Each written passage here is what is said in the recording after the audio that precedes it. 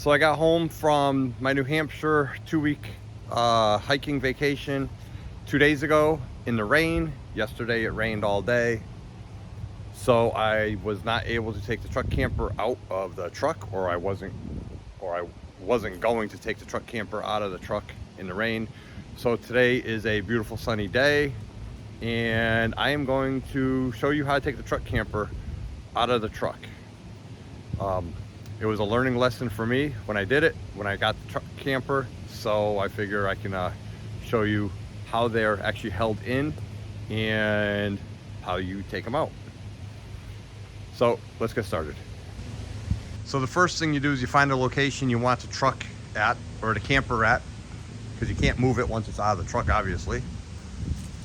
And I'm going to put it right here temporarily, and then I'm actually going to move it for the winter, but I'm planning on going on another camping trip, so I'm just going to make it easy to access. So I put pavers down because my truck is lifted, so that way those arms don't have to extend that extra 4.5 inches. You don't have to if you have a normal height truck. And the next thing you're going to do is, I have these fast guns and they're spring loaded, and I'm going to take out the locks, and then I'm going to disconnect the fast guns. The fast guns mount the frame of your camper. I think these are torque lift. I'm not sure of the names of these actually.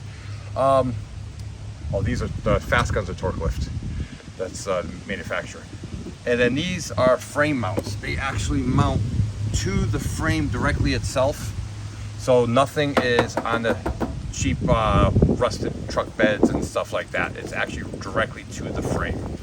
So then you just disconnect these little pieces right where that pin is there, come out so no one steals them and they don't rattle when your camper's off. So I just throw them in the camper at that time. So I'm going to go around right now, and I'm going to disconnect all 4 corners of the fast guns all the way around.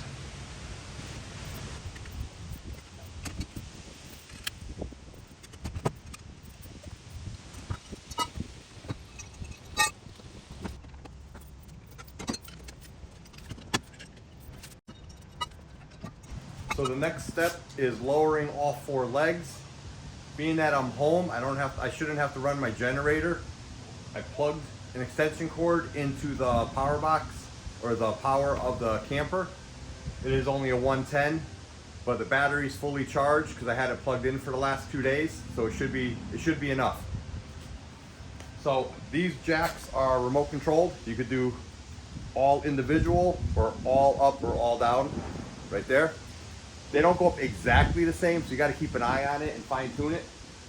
So the first thing I gotta do, there's a switch inside the camper I gotta push that activates the legs. Sorry about the wind, also it's pretty windy. So this here is the button, and I ended up replacing it last year because it was bad. Just push it in, hold it in for half a second, let go, and that red light comes on. And that'll shut off after like 20 minutes or 15 minutes, it's timed. But if you finish early, you want to shut it off, just push it back in and let go, and it shuts off. All right, so I need this on like that. So that, see the red lights on? So let me set you back up on over here so you can watch. So I just pushed the button on there to activate it. So now it's retract or extend, E or R. We're gonna extend all 4.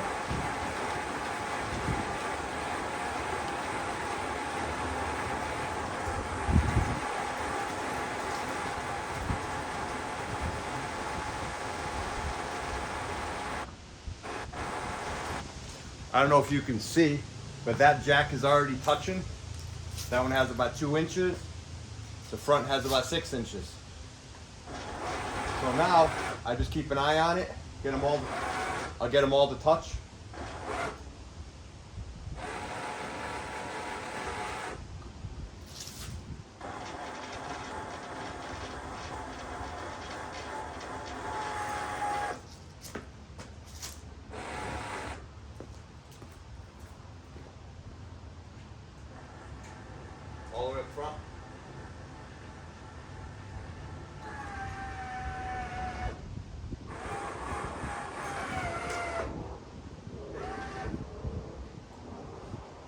So now all four pretty much have good pressure on them. So now I'm gonna hit all extend and slowly lift this camper up. It's on the same angle as a truck. My driveway is on an angle a little bit this way right now and actually down. So I don't want to lift it too high because you don't want it tipping over. I'm just gonna lift it just high enough, like an inch off the bed of the truck. See the truck coming up a little bit? This camper weighs like 3,400 pounds empty, so it's a heavy camper.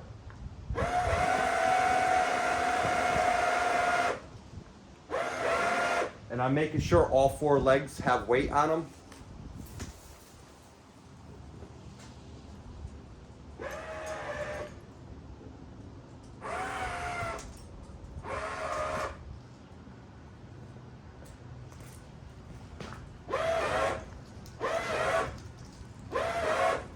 Alright, so now you can see that camper is completely off the truck.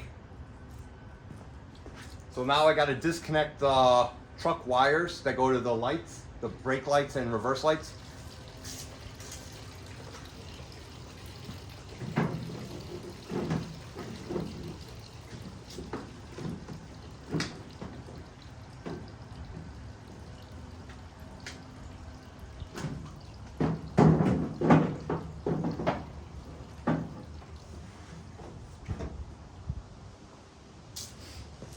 And that's just a 7-prong trailer plug with an extension all the way down to the trailer plug in the back.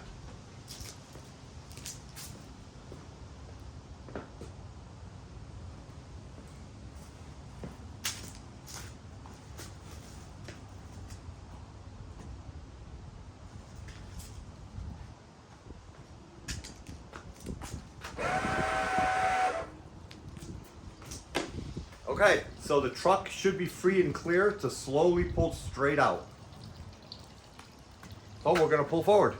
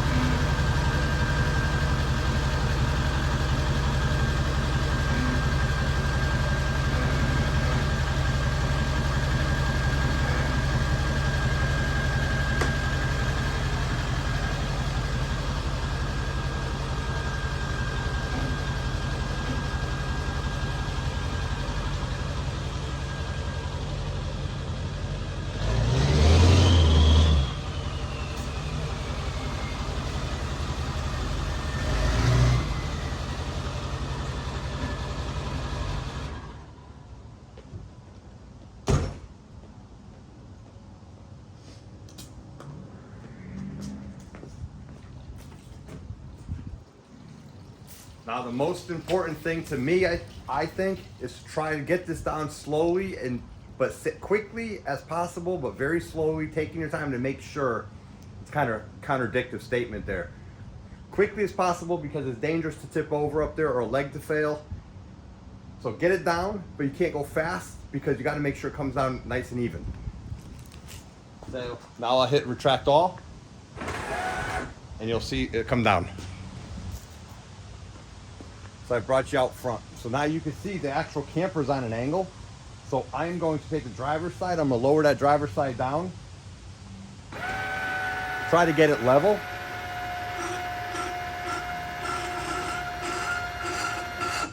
Like that. Now I see that back leg's airborne. So there we go. So now I'm going to try to retract them all down at the same time now. Now it's pretty level. And down we go.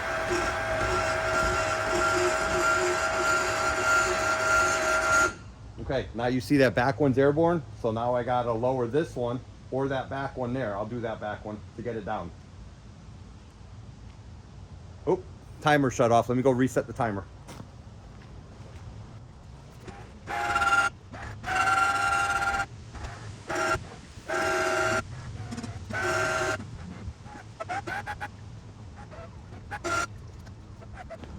So the next step, I got it as low as I can by eye and level. So now I'm gonna go inside and look at the bubble levels on the inside, which there's a level to level it this way, and there's a level to level it front to back also. So I'm gonna take the remote, I'm gonna go inside, watch the bubbles, and try to get it as level as possible.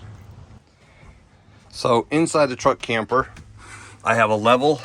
This is for left to right, and actually it looks like I did pretty good already. And then up on the refrigerator, look at that.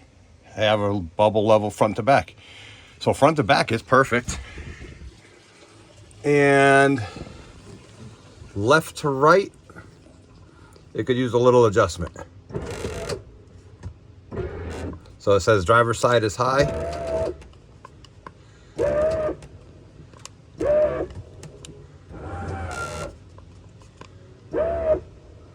And there we go. So that's good.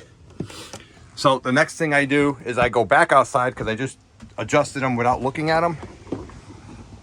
I'm sorry, I gotta hand hold it now though.